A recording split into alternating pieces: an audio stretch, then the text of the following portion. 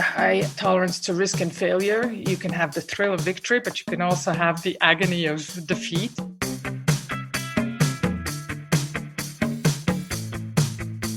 Welcome to the Swisspreneur Show, a podcast about startup stories and learnings from experienced entrepreneurs. Here's your host, Sylvan.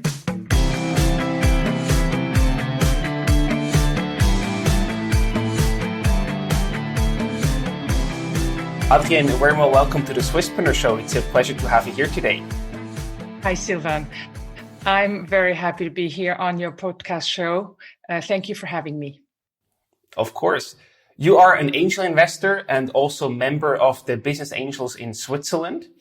And first, we want to talk a bit more about your personal background. You actually grew up in Basel, but also in the United States. What did that feel like, or what was that like actually as to grow up in those different countries? I would say it was really, a lucky opportunity for me. And there were clearly advantages on both sides. On the one hand, in Switzerland, of course, you have the incredible level of education, top education possibilities. But in the United States, you have to imagine, we're in the middle of the 70s. I'm 10 years old. I arrived in the States, and it's the country of dreams. We live in a suburb. We have finally a television, Fisher-Price toys. And the Americans, some say they're superficial, but honestly, they're accessible. They don't judge, and they're welcoming. And my parents were smart enough to put us in local schools. So we were able to become fluent in English, of course, and really get to know the American culture. Fantastic. And you then also said when you actually returned to Switzerland after a few years in the US, you found Switzerland quite stiff. In what way? Could you describe and elaborate a bit more on that? Yes, as I was saying, the US was a priori maybe more accessible and maybe a little bit more superficial, but it was for a child, it was actually great and much easier. Coming back to Switzerland, I was about to turn 15, probably not the best time. I found the Swiss a little narrow-minded, and I couldn't yet appreciate the deep and trusting friendships you can build, and also the tradition and the history of Switzerland and Europe in general, which is a big plus. Absolutely. And to also give people more info about your background, you're also an entrepreneur yourself, because then you founded your own company, Transfer Solutions, a relocation service agency that was based in Neuchâtel. And I just wonder what actually motivated you in the first place to go into entrepreneurship? Are there also any entrepreneurs in your family that motivated you or even pressured you to go down that path? Mm-hmm. Well, I had studied business, and I had worked in mass consumer products and in the luxury industry in watchmaking. And it's not that I decided to become an entrepreneur. What really happened was I saw there was a gap in the market, and there were few competitors. You have to imagine the international companies in Neuchâtel were not using relocation services. They thought, they could do without it. I had a little bit of expertise in business, client acquisition. I was international. I spoke several languages. And to be honest, I loved Neuchâtel, and I wanted people to just come and settle in Neuchâtel. So in addition, I was about to have my third child, and it was a flexible way for me to combine family and professional life. My family are not really entrepreneurs. They come mostly from liberal professions. My mother is a professional text writer and translator, and my father, as you can imagine, worked in the pharma industry. Hence the reason why we lived in Basel and then in the States. Fantastic. But I think that's also a perfect combination. You saw a market opportunity, a gap that you could fill there, but also really valued and emphasized the flexible working hours and work setup to also take care of your family. I think that's a perfect combination why entrepreneurship can be a great career choice. And it's true. And, on a, of course, a relatively small scale, but there was a gap in the market. There were few competitors. And actually, when 4 years later, a much bigger relocation service in Geneva wanted to buy my company, it was also, a way for them to enter a new market in an already established company that had, clients and quite a good business. Exactly. And you eventually ended up selling transfer solutions and then became a business angel. And that's actually the focus topic that we want to tackle together today. So I think that started in 2014 when you actually officially became a business angel. So first of all, let's look at the starting point. Why did you actually choose to become a business angel? Well, I had just spent 13 years in local politics. I had trained as a mediator, but I wanted to get back into business, and I was itching to discover other forms of investing than the more traditional asset classes. I didn't want to be just passive, but I wanted to become more involved in the Swiss startup ecosystem and have access to good startups, basically. Right. And then you also decided to become a member of Business Angels Switzerland. There are multiple organizations and clubs out there in Switzerland that you could join. Why did you choose Business Angels Switzerland specifically? Well, they're the best. No, actually, I have acquaintances who were members of BAS, as we call them, and I very quickly saw the advantage of investing as a group rather than individually, and I liked their way of operating.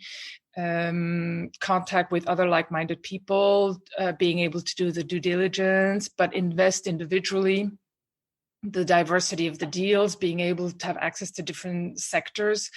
And honestly, I enjoyed the dinners, which are on hold for now, as you may know, where we were able to, exchange amongst the other members and speak about our common investments. Makes sense. So it's beyond just investing. It's also about networking and having the right people around you. Yes, sure. Really important. But it's also important because you can share expertise. You cannot be an expert in all domains. So if you're individual, either you decide you only want to invest in one sector, but if you're basically a new angel investor, it's more fun to invest in different sectors, to be honest. And what would you actually say are the most crucial skills for a successful business angel? I would say, you want to invest in a group. So you have to have probably towards the startup a mentoring ability, if possible, a little bit of a domain expertise, and otherwise know where to get the expertise and the references. A little bit of personal network helps as well. Maybe a business and financial savvy. You want to understand the valuations, very important, especially when they're too high. And if you don't understand all the numbers to the last details, that's all right. But understand, the market players and how they're going to reach the next milestones. Of course, you can then still decide whether you want to be active or passive. But more importantly is you have to have the right mindset. So, are you angel material? Do you have a long-term view? You can't be in it just for the money, but if you do, invest money, can you afford to lose it, basically? So what's your ability to tolerate losses? The high tolerance to risk and failure. You can have the thrill of victory, but you can also have the agony of defeat. And most importantly, I would say you have to have respect and general love for entrepreneurs and startups. Yep. I can only re-emphasize the importance of what you just said. I also wonder, was there any resource or anything that really prepared you to become a business angel? Like, did you read any specific books, or did you just mainly talk to other people who are already active as business angels? Because I can imagine if you just start out, it can be a bit overwhelming about where you should start, whether you should invest or not. So how do you go about these early days to also build up the know-how and get more familiar with the terms and how everything works? Mm-hmm. Okay, so well, some of the terms, of course, I was familiar with, having a background in business, and the terms that are more typical for startups, those, I mean, you learn quite quickly. I would say the most important is at the beginning. Ideally, you have a mentor, and we try and do that at BAS, where new members can have mentors. Let's say we encourage the members to do a due diligence, and then we will say you can have a mentor to help you. No one has to know how to do, everything from the start. So you can profit from the members who have more experience, of course, and that is important. And then, honestly, access on internet, you can obtain, of course, a lot of information. Most importantly, get involved in the ecosystem. Go to startup days, investor days. Maybe you can once participate in a jury. And this is really the best way to get the experience you need. Yeah. Get yourself out there and you will automatically learn, basically. Sure. And you already mentioned that, of course, money is also part of becoming a business angel. So what is the ticket size? Like, how much money do you invest per person per case? Is there an average number that you can name here? Well, at BAS, we invest a minimum ticket of 10,000, but usually the average is around 20K, and we usually include a follow-on round. So the calculation is quite simple. You want to diversify your investments. So you want to invest in, let's say, a minimum of 10 companies.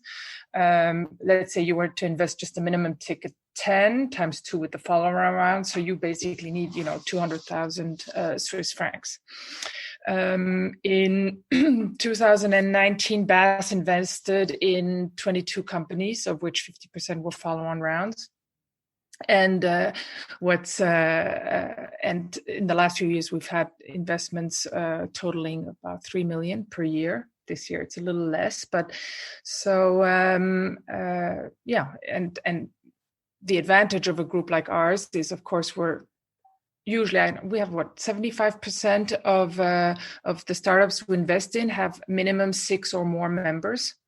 So we end up getting quite, good tickets for the startups. Awesome. And of course, people are also interested to learn what sorts of companies that you personally like to invest in. Do you have any industry focus or any specific target that you are looking for? Actually, I look at the team. And I have to feel that the team is right and have confidence as much as possible in the team. But I personally like the challenge of an industry, also an industry I understand a little less, because I don't hesitate to get, expert advice.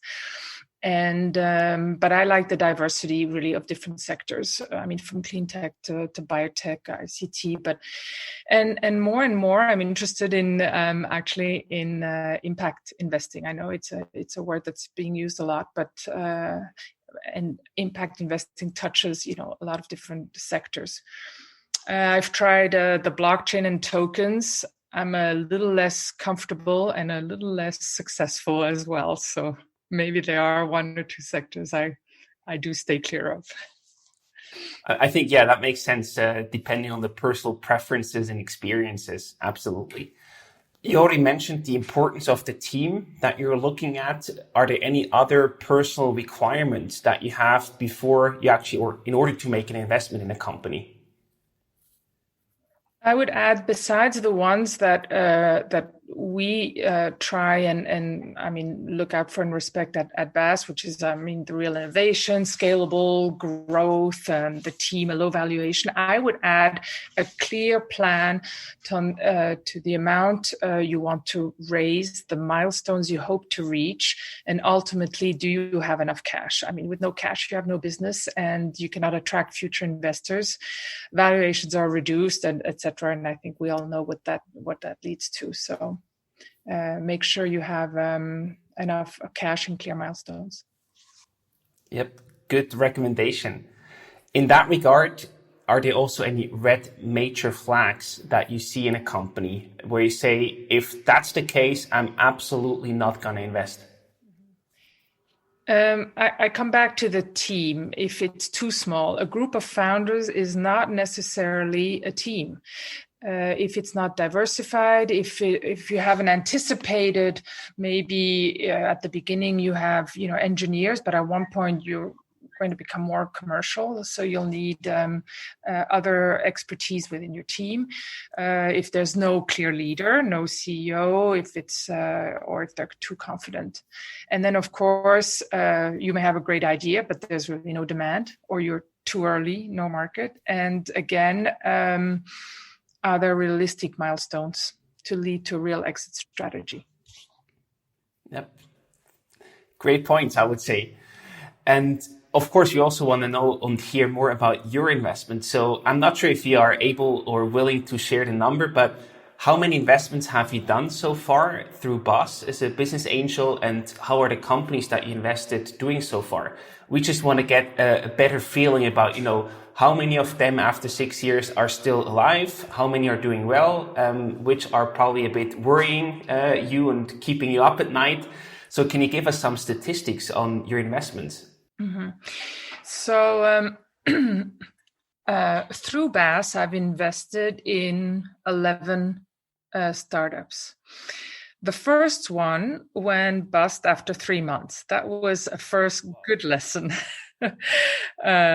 Too emotional. The company was abroad. I didn't meet the whole team, and it was a sector that was interesting to me, but clearly beginners' inexperience. I have 5 to 7 investments that are more that I've invested in the last, let's say, 5 years. They're clearly in a growth phase, and I hope they will.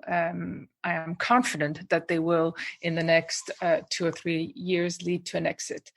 So, I mean, that's something in Switzerland we have to know. Getting to an exit is not a question of 2 years. Usually, it does take more like 5 to 7 years at least. ICT is maybe a little quicker, but we are a deep tech nation, and we have, more technology in products, and that does take longer to get to an exit. And then I have younger ones, which are a little too early to tell. No unicorns yet, but at BAS we've had, 16 exits, of which 9 have given a multiple of 2.5 return. And out of these 9, 30% were in the last 2.5 years. So we're clearly now entering the phase with certain exits bound to happen. Awesome. We're also going to talk about trends and market developments in a minute. Sure. I'm really curious to learn more about how you see the business angel and investing world in Switzerland. But before we get there, I also wonder if you have ever regretted not making an investment that you had on the table. Oh, sure. I regret especially those where there was then an exit, of course.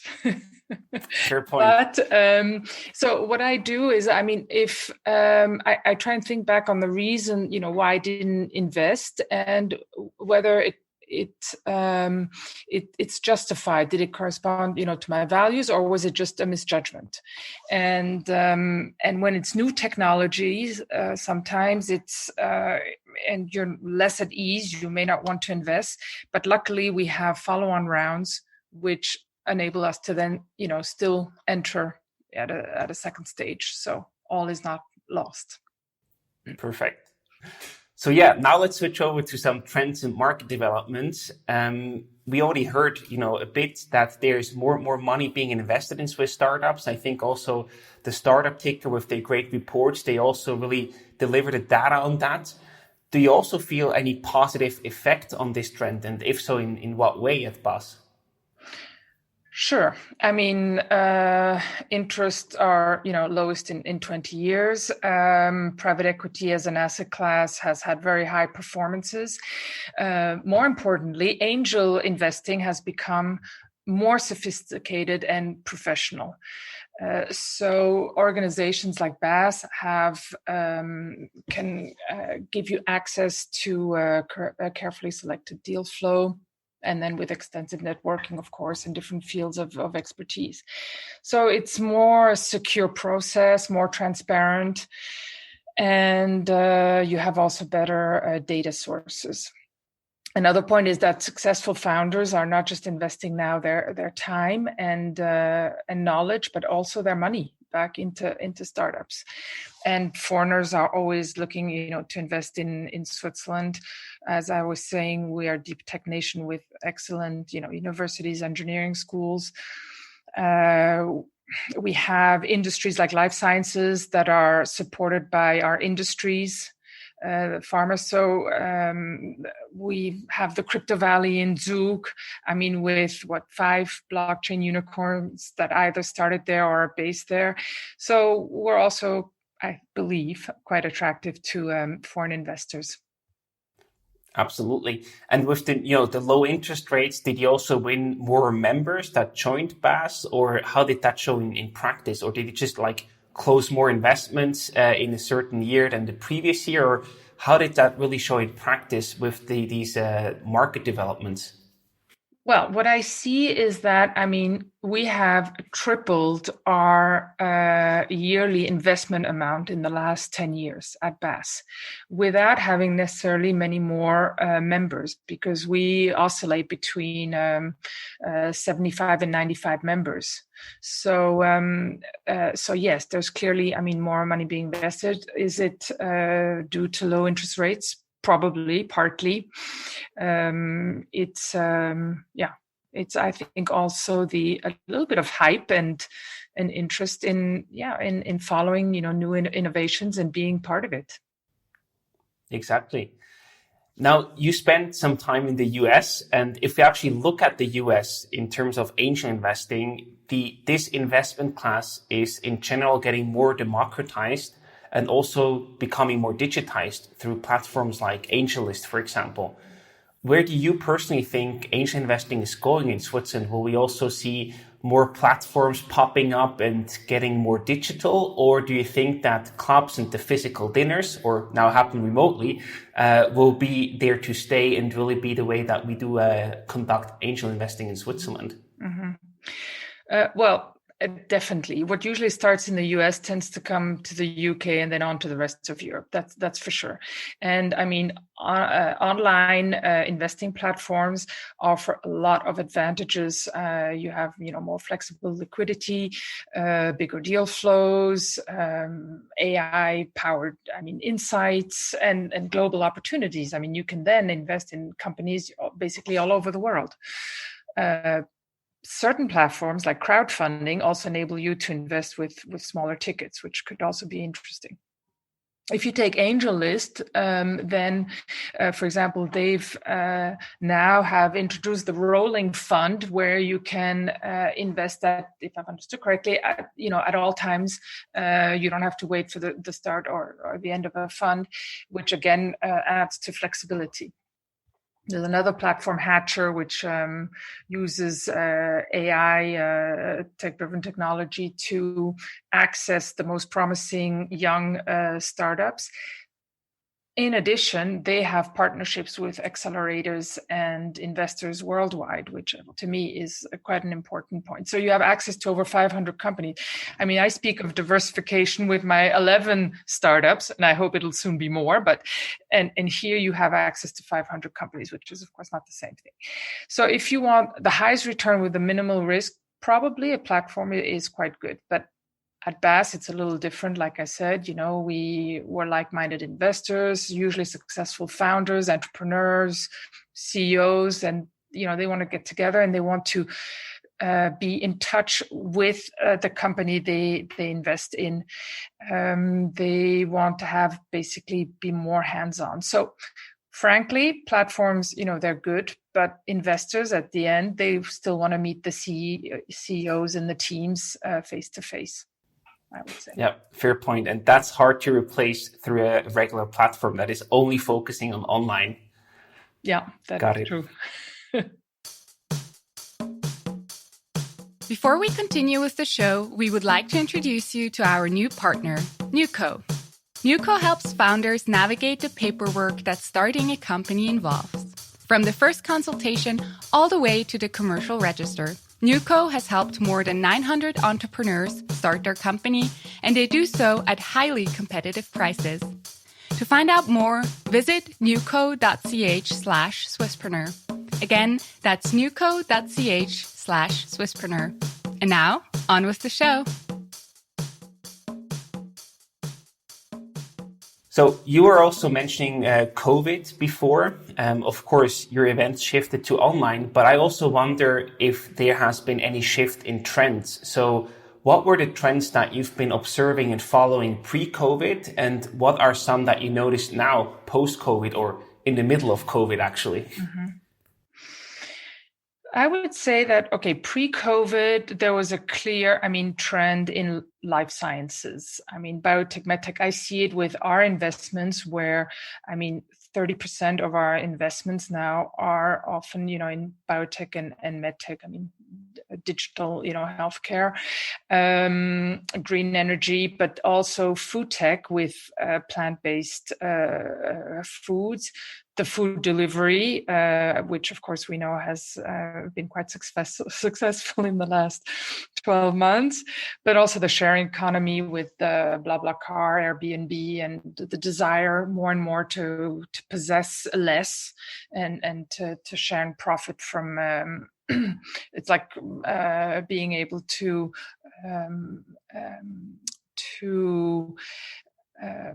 rent out your car for small periods of time or rent out someone else's car, etc. All these platforms which are emerging where you can share what you possess. Of course, impact and sustainability through clean tech, but it's also transportation, for example, drones in the medical field, but also package delivery, although we're still very hampered by regulations. How quickly that's going to change, the future will tell. VR and AR, not just in gaming, but also in the health sector and education. And then, of course, agrotech or agroecology. I was reading an article about farmers who have cultures of sweet beet. And of course, with herbicides being, which more and more will not be allowed, what do they do with getting rid of their weeds, which is essential in this kind of culture? So we have startups like Eco Robotics, which is a startup we've invested in, that has developed a robot to fight off these weeds with much more precise and smaller amounts of herbicide use and AI to identify the weeds compared to the culture. So, and then of course there's edtech as well, which is I would say an important trend. Then during COVID, the businesses have had to cope with lockdown or even shutdown. What are some of the effects? We know them all. Home working probably has not had much of an effect on how deals are done, but the internal performance is certainly less efficient. But as we were talking about just before we started the podcast, is clearly advantages in salaries and being able to choose the right profile and not be not having to relocate people. Online shopping and the effect on the retail business. Customer experience is certainly not the same. So what does this really have for an effect on what will come now? First of all, what it has done is we saw that the Swiss government, they ended up supporting 54% of the startups that asked for credit guarantee. So they gave out 93 million, but they actually only helped out 54% of the startups. So there were a lot of startups out there, and it's been a really difficult time. But maybe for some it's been difficult, but for others it's been also an opportunity and a chance to accelerate in the business they were in. And so we see, for example, I can give you one example is Abionic. That's a startup we've invested in. They had developed a diagnostics device for allergies. So what did they do? They managed to adapt a device to be able to offer a 5-minute test scoring for hospitals to evaluate the severity of the COVID in the patients and do better hospital management allocation. Or Spent is another company we've invested in. They do 3D printing in orthopedics. Of course, they right away saw their revenues come to a total standstill, but they were flexible, used the 3D for producing temporary personal protection and emergency medical equipment as well. So for some, it was an opportunity. What I would say maybe also to entrepreneurs, they will have to try and limit the volatility due to government changes which have occurred. If you take, for example, in the energy business with government subsidies which are ending after in first generation power installments, they will have to deal with the reopening of the economy, taking into account, okay, in 21, when will it open again? Some say the second quarter, but maybe it'll be later. And who will be vaccinated when? So adapt the numbers, do the calculations also on the effect it has on the consumers. But most importantly, and I briefly quote Taha Bava, who is our CEO of Goodwall, who basically says, speaking of the young, that they will have to be much more flexible, resilient, and determined. And I draw a parallel to the young people who have such a difficult time right now, either in their studies, because it's all online, which honestly is no fun, but those who are entering the work market and who honestly it's difficult. And we're telling them, you have to be flexible and resilient. Well, I think it's the same for the founders of the startups, and there I would add that.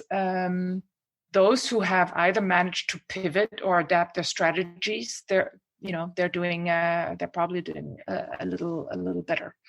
So the trends that will continue post-COVID, I would definitely say the digital technology, maybe even more so, remote working, maybe have more opportunities with VR, so we can be together in a room. Telehealth care, where certain services can be delivered virtually. Logistics and deliveries, as I was saying, robotics and drones.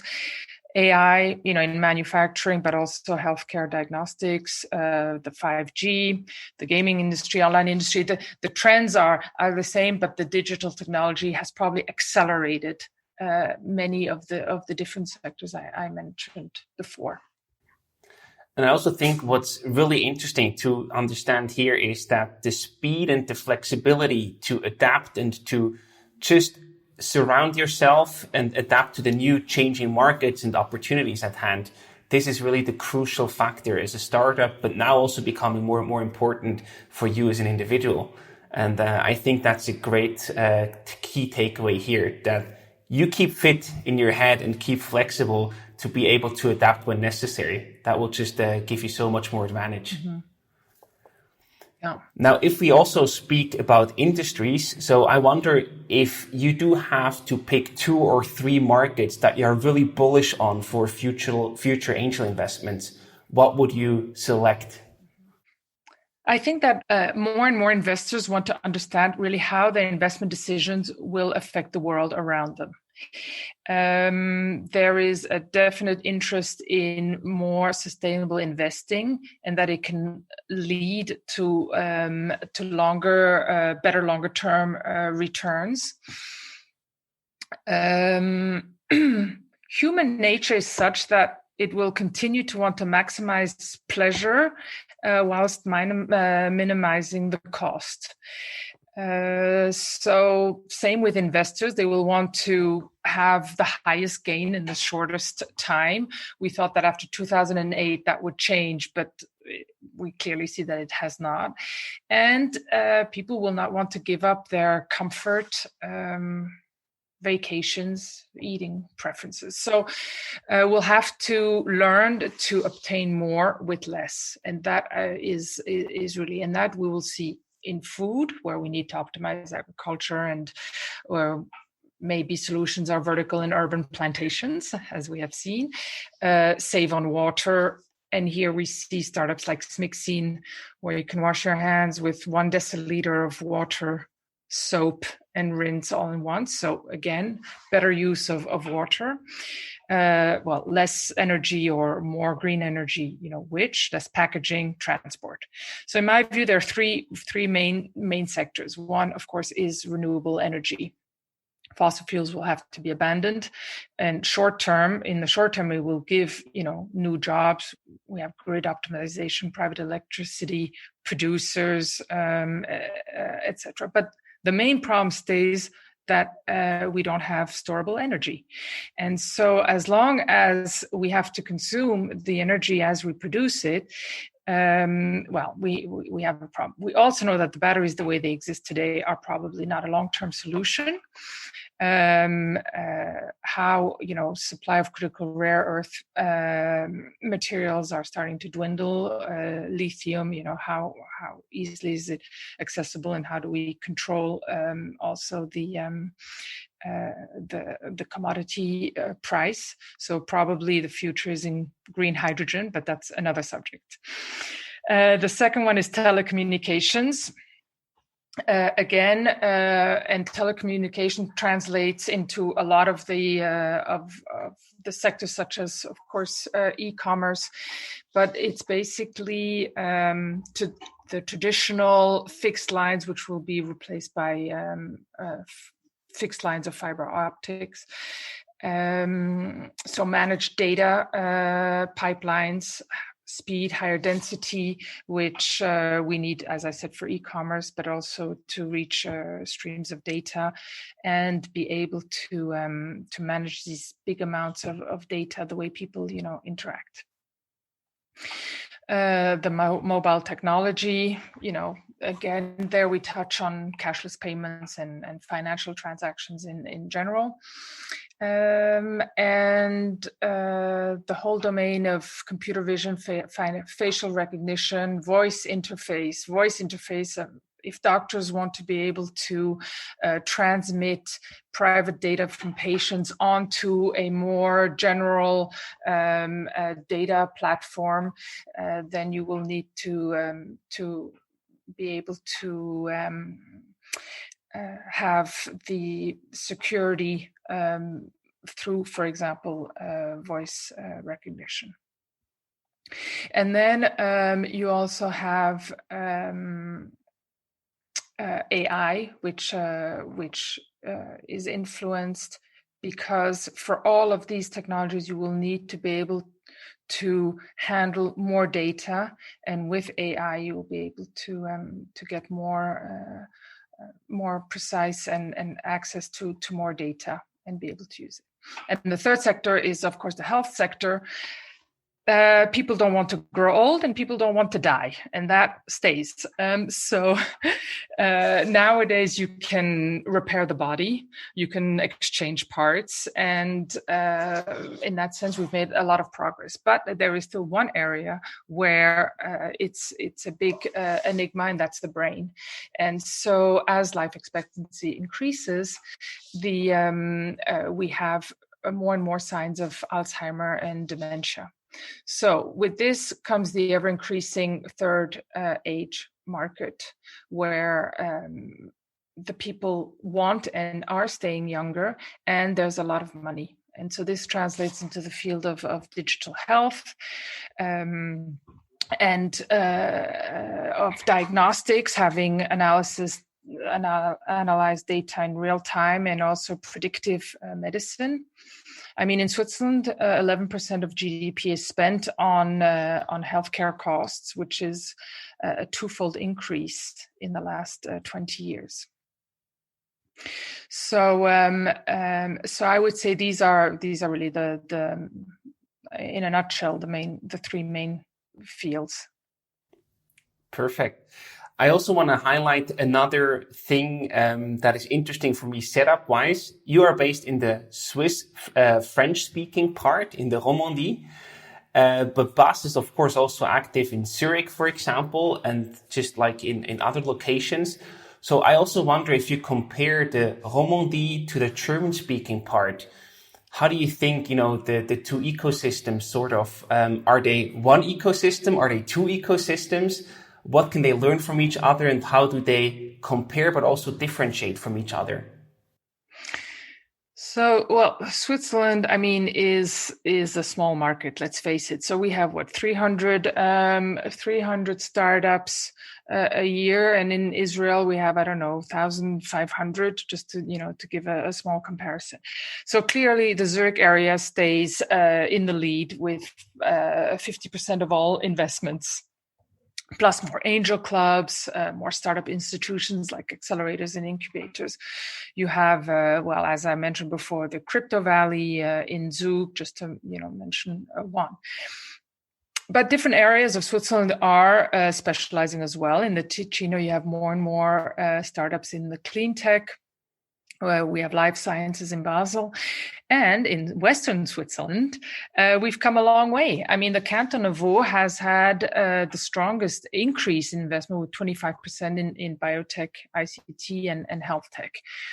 In Switzerland, we're also getting quite a good reputation in the AI technology. There's some of it in Lucerne, but there's also in the Wallis, where the IDEARC has introduced the first master in AI to support the digital transformation of the Swiss economy.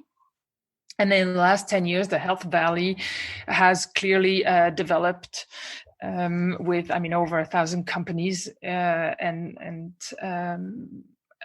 we come, I think, third after Oxford and Cambridge. And this is mainly due, to our universities, but highly skilled workers and the possibility to do the key clinical trials.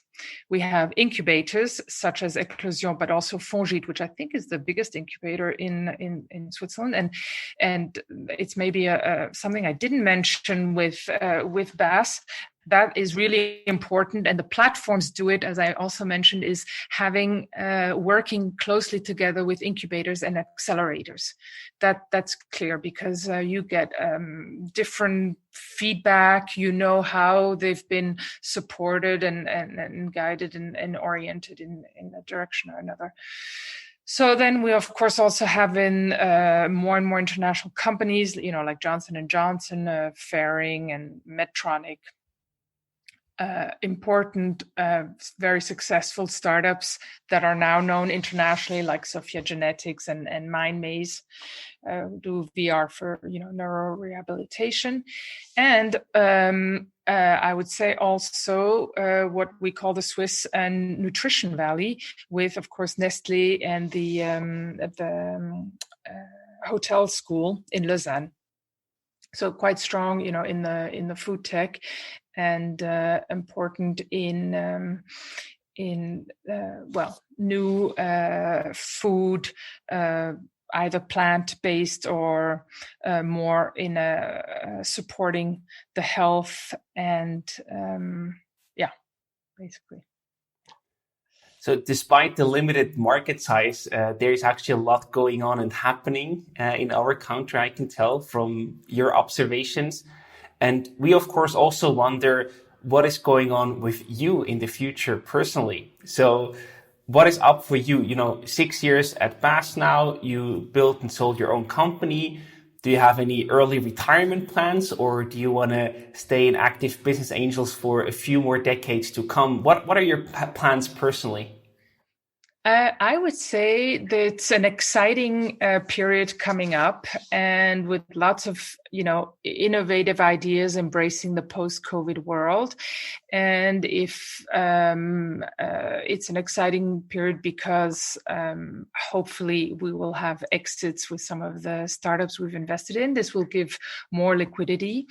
On a more personal basis, my children have now left home. Some of them have studied or are studying in the UK, and I'd like to spend, more time in London and discover maybe also another ecosystem as well. Another aspect is maybe I'd like to also get back to mediation, which is something conflict resolution is important to me, and there's probably still a lot of things to be done in that domain.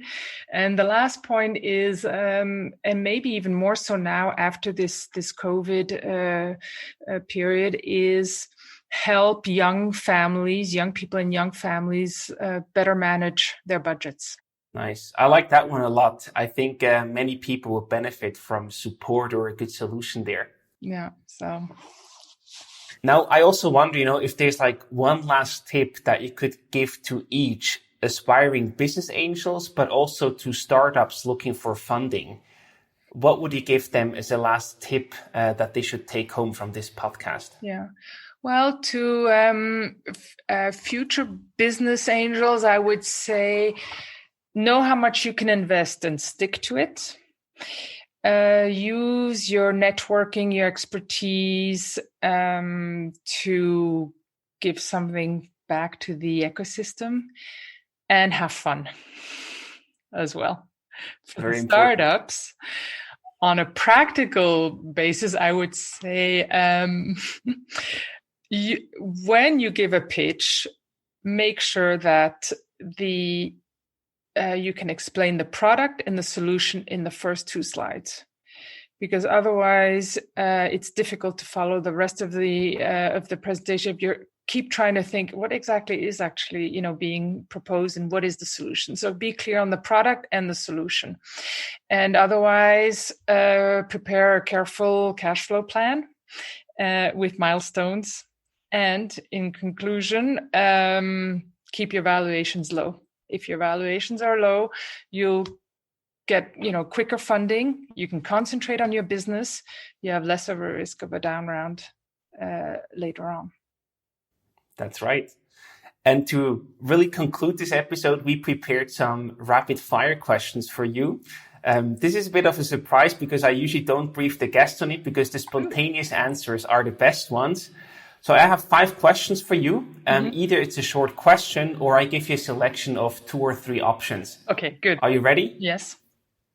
So the first one, French, English, or German? English. Why English? Because English... Well, I should say English for the business world, for the choice in vocabulary. French, sometimes a little bit more poetic, and it is my maternal language. So I guess it's a mix of the 2. A good combination.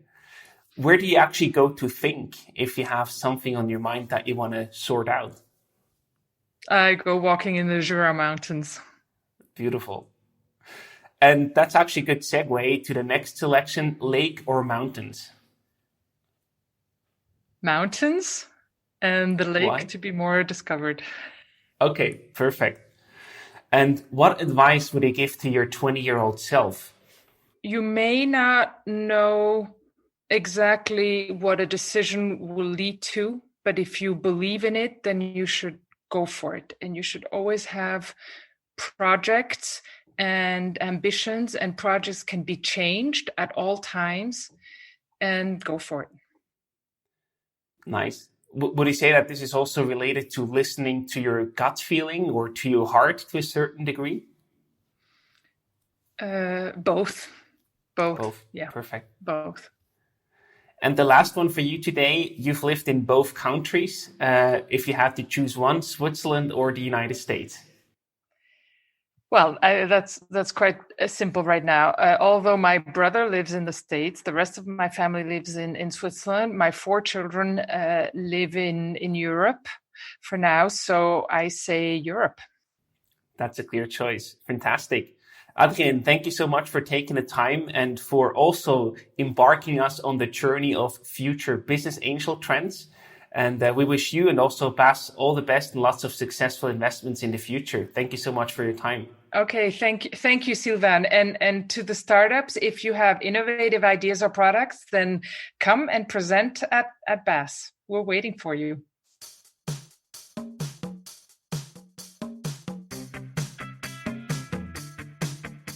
Now that you've finished listening to the episode, why not top it off with a quick rating on Apple Podcasts?